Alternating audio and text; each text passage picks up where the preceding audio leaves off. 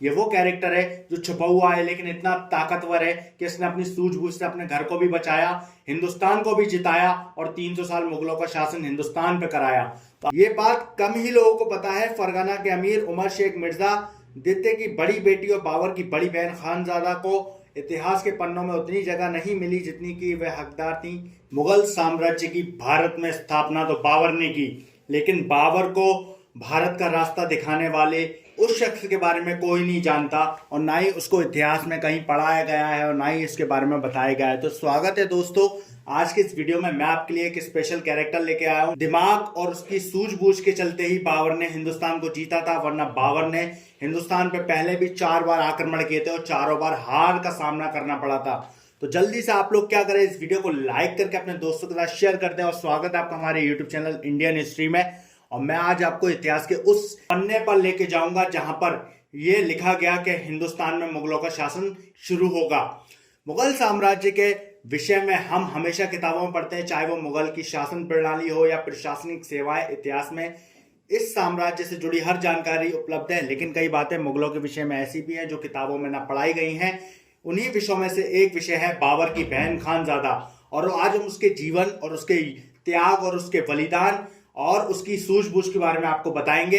1478 में जन्मी खानजादा बेगम उमर शेख मिर्जा और उनकी पहली पत्नी कुतुबुल निगार खानम की सबसे बड़ी बेटी थी, जो मुगलिस्तान की राजकुमारी थी। बाबर खानजादा का छोटा भाई था और 1483 में उसका जन्म 5 साल बाद हुआ था। खानजादा एक शहजादी जिसका जीवन प्रमुख रूप से बलिदान और आगाज से भरा था। मुगल साम्राज्य की प्रारंभिक स्थापना के निर्णयों के पीछे अपनी दादी एहसन दौलत बेगम के साथ शामिल थी। उन्हें मुगल साम्राज्य की सबसे शक्तिशाली महिला के रूप में जाना जाता है और ये वह महिला है जिसने ना कभी अपनी जान की परवाह की और ना ही कभी किसी चीज से डरी। भारत में मुगल साम्राज्य की नींव रखी ज़हीरुद्दीन मोहम्मद बाबर ने, ये तो सभी जानते हैं, लेकिन बाबर हिंदुस्तान आने के लिए जिंदा बच पाया अपनी बड़ी बहन की वजह से, और उसी के त्याग की वजह से बाबर को जिंदगी मिली थी। ये बात कम ही लोगों को पता है। फरगाना के अमीर उमर शेख मिर्जा द्वितीय की बड़ी बेटी और बाबर की बड़ी बहन खानजादा को इतिहास के पन्नों में उतनी जगह नहीं मिली जितनी की वह हकदार थी।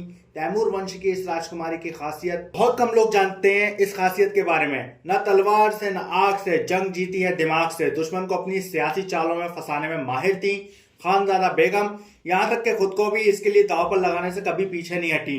यही वह समय था जब बाबर की बड़ी बहन खानजादा सामने आई और अपने भाई को बचाने का निर्णय लिया।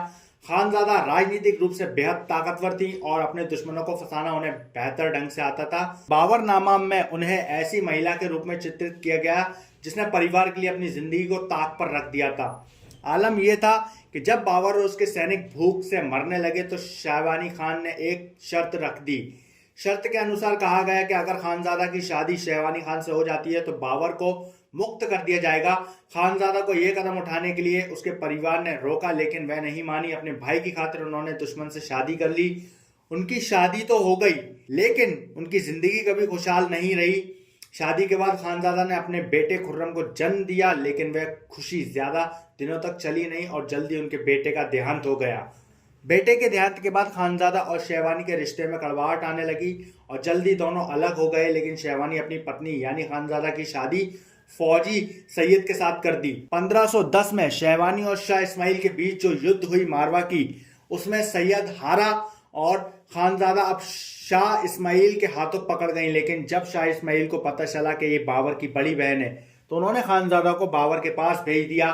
इस बीच 10 साल गुजर गए थे। अपने भाई और परिवार के लिए उन्होंने 10 साल दुश्मनों के बीच काटे, लेकिन दुखों ने खानजादा का पीछा कभी नहीं छोड़ा। उनके दूसरे पति की भी मृत्यु हो गई। सैयद शेरवानी और शाह इस्माइल के बीच युद्ध में फौजी की मौत हो गई और खानजादा को शाह इस्माइल ने कैद कर लिया। हालांकि जब इस बात की खबर उन तक पहुंची तो उसने बाबर की बहन बाबर तक पहुंचा दी। इसी तरह 10 साल बाद वह अपने परिवार में वापस पहुंची। अपने परिवार के लिए इस त्याग को दुनिया हमेशा नमन करती है। ऐसा कहा जाता है 1511 में खानजादा को शाह इस्माइल, जिसमें मारवा की लड़ाई में शेरवानी को हराया, दोबारा कुतुब के बाबर के पास लौटा दिया। इसके साथ ही शाह इस्माइल वन ने बाबर के पास दोस्ती का पैगाम भेजा। इसी के बाद खानजादा की शादी मोहम्मद मेहदी ख्वाजा से हुई थी। खानजादा बेगम का जिक्र आपको बाबरनामा में भी मिलेगा। बाबर ने अपनी बहन के बलिदान और स्नेह का जिक्र करते हुए लिखा है, तुम एक नायक हो, तारनहार हो। तुम्हारे बलिदान के बिना मैं कुछ नहीं बन पाता, मैं काबुल जीतने के लिए भी जीवित नहीं रह पाता। आप न केवल मेरे परिवार में शामिल होंगे बल्कि मुखिया बनेंगे, आप पातशाह बेगम बनेंगे, क्योंकि आप हमारे कुल की रोशनी हैं, आपके कारण मौजूद है। उनका जिक्र हुमायूं नामा में भी किया गया है। उनकी भतीजी गुलजार बेगम उन्हें प्यार से जानम कहती थी। और वहीं मैं आपको बता दूं, इस कैरेक्टर ने इतने बलिदान दिए बाबर को जीत हासिल दिलाने के लिए, क्योंकि अगर ये कैरेक्टर नहीं होता तो बाबर का जिंदा बचना भी मुश्किल था। और बाबर को तो आप सभी लोग जानते ही हैं, बाबर ने कई युद्ध करे अपने जीवन काल में। हर युद्ध में खानजादा ने बाबर का बराबरी से साथ दिया है। रणनीति हमेशा खानजादा की होती थी, जिसके अमल करना होता था कि कैसे चाल चलना है। और हिंदुस्तान में जब बाबर ने कदम रखा तो 4 बार बाबर की हार हुई, लेकिन हिंदुस्तान को जीत दिलाने में 2 अहम कैरेक्टर थे जिन्होंने बाबर को जीत दिलाई है। 5वीं बार में भी बाबर ने लगभग हार मान ली थी, क्योंकि सिकंदर लोदी की सेना काफी बड़ी थी। सिकंदर लोदी के पास काफी हाथी घोड़े थे और सेना काफी ताकतवर थी, लेकिन खानजादा की सूझबूझ और बाबर के अहम दोस्त कासिम का दिमाग और हथियारों का उसका तस्कर था, क्योंकि वो फारस चला गया था और फ्रांस से उसने एक नया हथियार बनाया था जिसको तोप कहते हैं, और तोप पहली बार भारत आई थी।